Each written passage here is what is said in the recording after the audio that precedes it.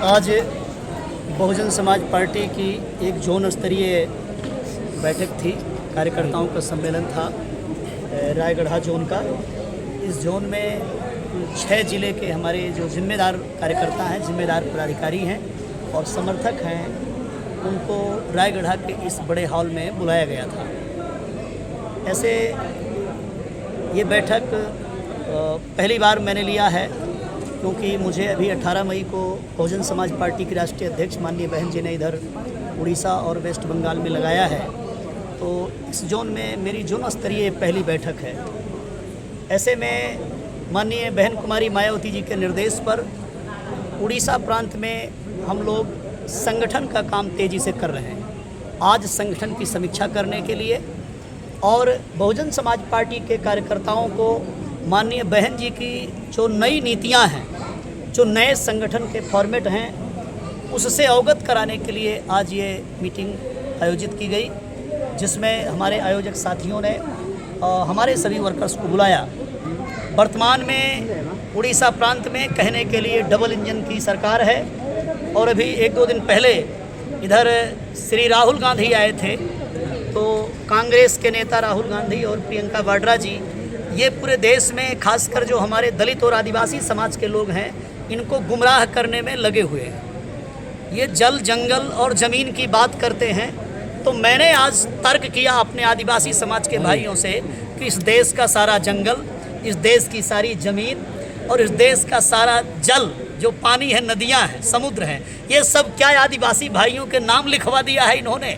आदिवासी भाइयों का कब्जा है, इस पे श्री नरेंद्र मोदी का कब्जा नहीं है, और जो बीजेपी की इधर सरकार है उड़ीसा में उसका कब्जा नहीं है। सब जो हमारे गांव देहात में आदिवासी भाई रहते हैं, जल, जंगल, जमीन सब इनको मालिक बना दिया है। क्या कहने का मतलब, आदिवासी भाइयों को गुमराह करने के लिए उनके लिए शब्द गढ़े हुए हैं। ये समाज पहले अशिक्षित था, लेकिन बाबा साहेब डॉक्टर अंबेडकर का संविधान लागू होने के बाद इनको शिक्षा का अधिकार मिला, इनको नौकरी करने का अधिकार मिला, इनको राजनीति करने का अधिकार मिला, इनको संगठन बनाने का अधिकार मिला।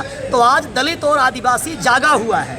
ये राहुल गांधी के या श्री नरेंद्र मोदी के जल, जंगल, जमीन के झांसे में पड़ने वाला नहीं है। ये अब जागा हुआ है। माननीय बहन कुमारी मायावती जी इस दलित, आदिवासी, पिछड़े समाज और अल्पसंख्यक समाज की रहनुमाई कर रही हैं। ऐसे तो हमारी बहन जी कहती हैं सर्व समाज के लिए हम काम करते हैं, लेकिन बीएसपी का जो सिद्धांत है वो बहुजन समाज के आधार पर उसकी नींव पर खड़ा है। तो उड़ीसा प्रांत में बहुजन समाज के लोगों को जगाने के लिए माननीय बहन जी ने इधर मुझे डॉक्टर लालजी मेधांकर को, हमारे साथियों को, इधर चंपा लाल जी हैं, हमारे स्टेट के प्रेसिडेंट जो बहुत ही वरिष्ठ हैं, टंकादर बाग जी, हम लोग उपस्थित हैं और ये कार्यक्रम सरोज नायक और उनके साथियों ने इधर आयोजित किया। तो मैं आपकी मीडिया के माध्यम से कहना चाहता हूं कि हम लोग बहुत सघन तैयारी कर रहे हैं। जो काम अभी तक बहुजन मूवमेंट का, अंबेडकरवाद का, बुद्धवाद का जो काम अभी तक उड़ीसा में नहीं हुआ था, वो काम उड़ीसा में होने जा रहा है। नए सिरे से हमारे बसपा के कार्यकर्ता तैयारी कर रहे हैं और नए सिरे से काम करके ये उड़ीसा 2 प्रकार के संघर्ष के बीच में झूल रहा है। जो हमारा एक कल्चर है, जो आदिवासी और दलित का कल्चर है, जो सम्राट अशोक की भूमि है, जो भगवान गौतम बुद्ध की भूमि है, वो तमाम ललितगिरी, रत्नगिरी, खंडगिरी, उदयगिरी, धौलीगिरी, ये सारे स्तूप, ये सारे स्मारक बता रहे हैं कि ये उड़ीसा प्रांत भारत देश का कौन सा प्रांत है, इसकी क्या संस्कृति है। तो वहीं पर दूसरे जिनको हम लोग जातिवादी कहते हैं, वो जातिवादी लोगों ने हमारी कल्चर को ढकने के लिए, दलित, आदिवासी और पिछड़ों की संस्कृति को समाप्त करने के लिए उन्होंने तमाम प्रकार के मंदिर बनाए हैं, तमाम प्रकार के पाखंड, ढोंग, ढकोसला बनाया हुआ है। पूरे उड़ीसा को धर्म के जंजाल में जकड़ करके अपनी हुकूमत चला रहे हैं।